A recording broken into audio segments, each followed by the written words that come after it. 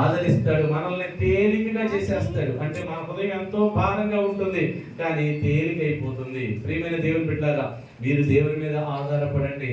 దేవుడు కొన్ని సందర్భాల్లోనంట దూతలను పంపిస్తాడంట బలపరచడానికి. హల్లెలూయా. చూడండి, యేసుక్రీస్తు ప్రభు గెత్సెమనే తోటలో ఉన్నప్పుడు ఎంతో దుఃఖపడిపోతున్నాడు. ఎందుకని?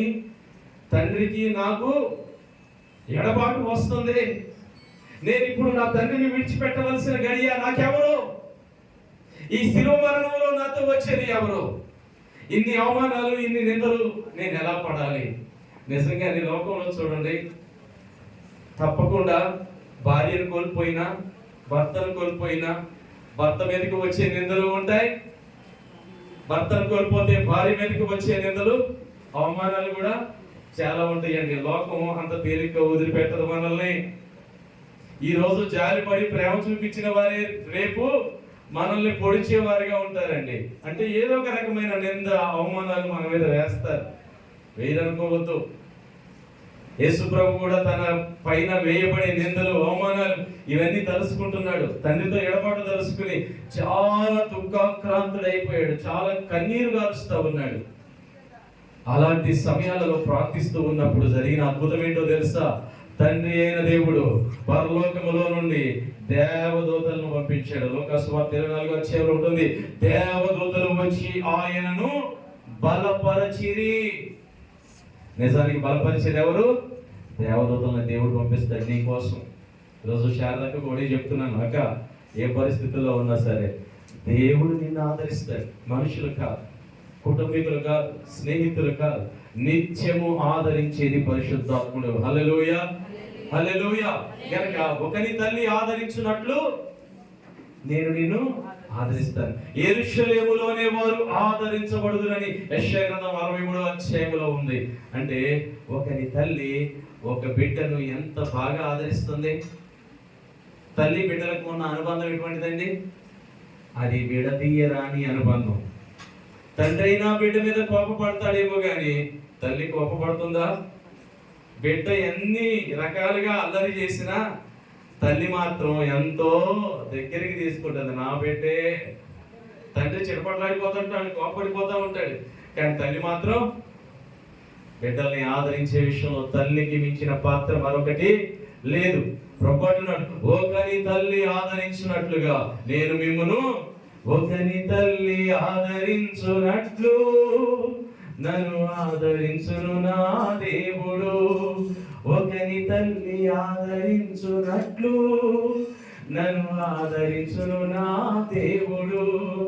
హీనుడనైనా బలహీనుడనైనా, సురూపినైనా కఠినుడనైనా, హీనుడనైనా బలహీనుడనైనా, కురూపినైనా కఠినుడనైనా, ఒకని తల్లి ఆదరించునట్లు నన్ను ఆదరించిన నా దేవుడు.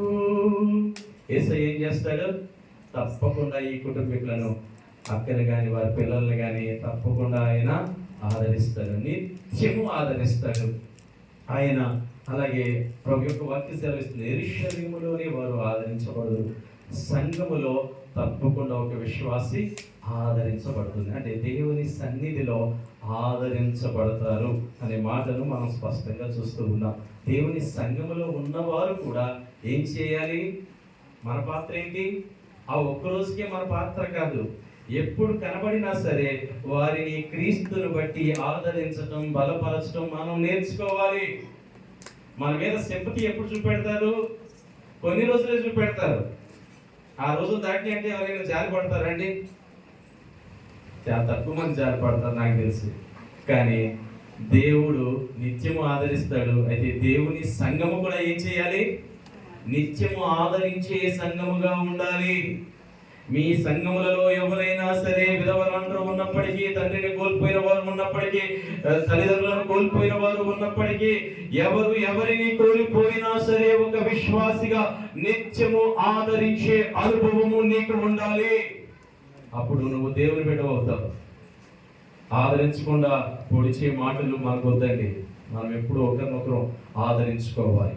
కనుక నేను ఈ ప్రత్యేకంగా ఈ కుటుంబానికి చెప్పే మాట, దేవుడు వారిని ఆదరిస్తాడు, నిత్యము వారిని ఆదరిస్తాడు కనుక ఆయనే ఆదరణకర్తగా ఉంటాడు.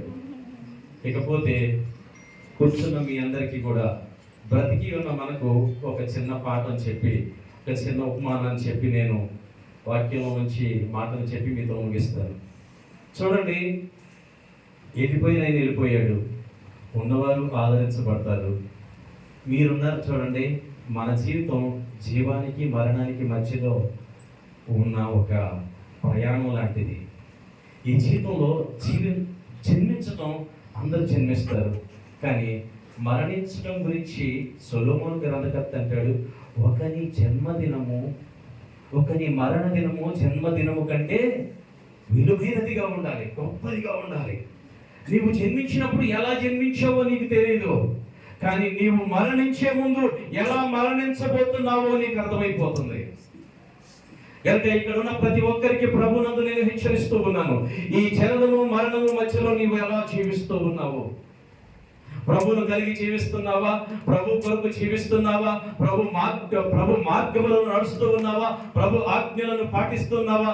లేకపోతే దేవునితో సమాధాన పడకుండా, దేవునికి దూరంగా ఉంటూ, వాక్యముతో పని లేకుండా నీవు ప్రయాణం చేస్తుంటే గనక భక్త్ సింగ్ గారు ఒక మాట అంటాడు, if we do not make peace with God through his precious blood, we will end up our lives in hell అంటాడు. అంటే మనం కనుక ఈ లోకంలో ఉన్నప్పుడు దేవాది దేవునితో సమాధాన పడి ఈ లోకము నుంచి వెళ్ళకపోతే కనుక మనము మన జీవితాలు ఎక్కడ ముగించబడతాయో తెలుసా? నిత్య నరకములో ముగించబడతాయి. ఈ రోజున మనం ఎలా జీవిస్తున్నాం అనేది చాలా ప్రాముఖ్యమైంది. ఒక భక్తుడు అంటాడు, నీకు చాలా సిద్ధాంతాలు తెలిసి ఉండవచ్చు, చాలా జ్ఞానం సంపాదించవచ్చు, చాలా డబ్బులు సంపాదించవచ్చు, కానీ నీవు క్రీస్తులాగా ఈ లోకంలో జీవించకపోతే గనక క్రీస్తుతో ఉండే అవకాశం నీకు లేదు. అన్ని ఉండవచ్చు, కానీ క్రీస్తుతో ఉండే అవకాశం నీకు రాదు. చిన్న ఉదాహరణగా మనకు తెలుసు, ధనవంతుడు ఉన్నాడు, లాజరు ఉన్నాడు. లోకంలో రెండు రకాలైన ప్రజలు ఉంటారు, దేవుణ్ణి కలిగిన వారు, దేవుడు లేనివారు. తమ జీవితాలలో దేవుణ్ణి కలిగి భయభక్తులతో జీవిస్తారు. కొంతమంది ఏమో తమ జీవితాలలో దేవుడితో పని లేకుండా జీవించేవారు ఉన్నారు. ఈ ధనవంతుడు దేవుడితో పని లేకుండా తన ధనమే సర్వస్వం అని ఈ లోకములో ఉన్న సుఖాలన్నిటినీ అనుభవించిన వాడే. ఈ ధనవంతుడికి కావలసిన యోగాలన్నీ ఉన్నాయి, సుఖం ఉంది, ఆస్తులు ఉన్నాయి, అన్నీ ఉన్నాయి. ఇతను చనిపోయాడు. లాజరు ఉన్నాడు, వాడు పేదవాడు, చాలా దీన స్థితిలో ఉన్నాడు. ఇతను చనిపోయాడు. అంటే చావు అనేది ఇద్దరికి వస్తుంది. కానీ ధనవంతుడు ఎక్కడికి వెళ్ళాడు? పాతాళానికి వెళ్ళాడని రాయబడి ఉంది. లాజరు ఎక్కడికి వెళ్ళాడు? దేవదూతల చేత కొనిపోబడ్డాడు. ఎక్కడికి? అబ్రహాము రొమ్మున. నేను ఇంకా లోతుగా మాట్లాడదలుచుకోలేదు. పరదేశ లేకపోతే పరలోకమా, ఇవన్నీ వాదనలతో కాదు. ఫస్ట్ అంటే వాడు దేవుని దగ్గరికి వెళ్ళాడు. ఎందుకని? ఈ ధనవంతుడు ఈ లోకంలో ఉన్నప్పుడు చనిపోయిన తర్వాత పాతాళానికి వెళ్ళాడు.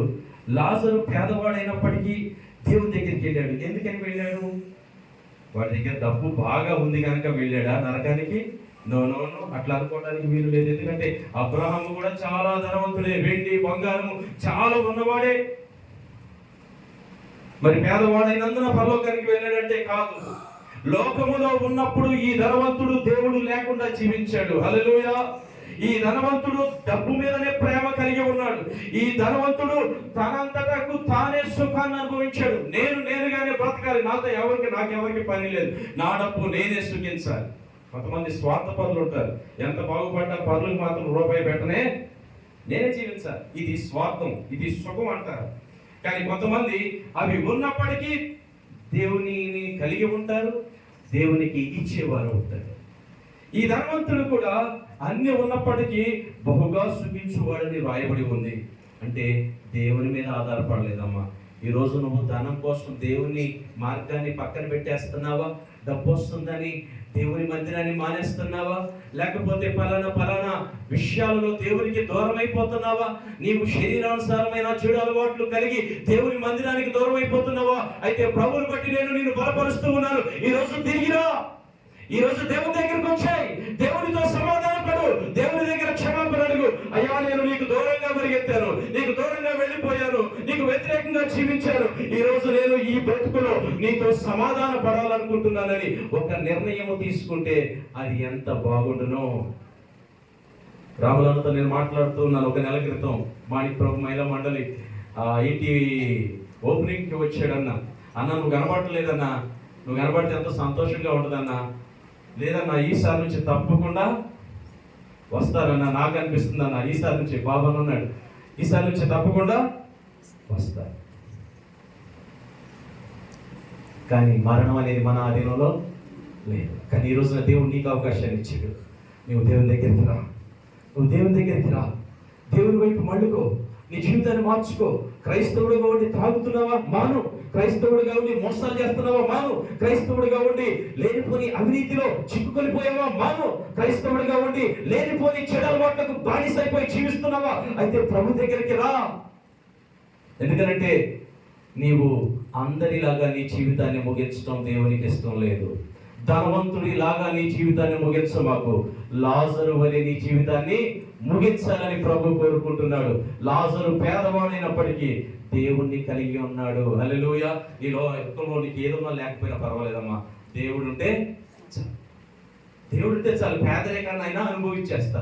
ఎంత పేదరికాన్ని అనుభవించాడయ్యా అంటే, ఆ ధనవంతుడి దగ్గర పడిన రొట్టె ముక్కలు సర్ది కూడా అంత పడేస్తే దాన్ని తినే అంత పేదరికంలో జీవిస్తా ఉన్నాడు. భౌతిక సంబంధంగా పేదవాడే కావచ్చు, కానీ ఆత్మీయంగా ఈ రోజున ఈ లోకంలో నువ్వు దరిద్రుడివే కావచ్చు, ఆత్మీయంగా ధనవంతుడివిగా జీవించు. హల్లెలూయా.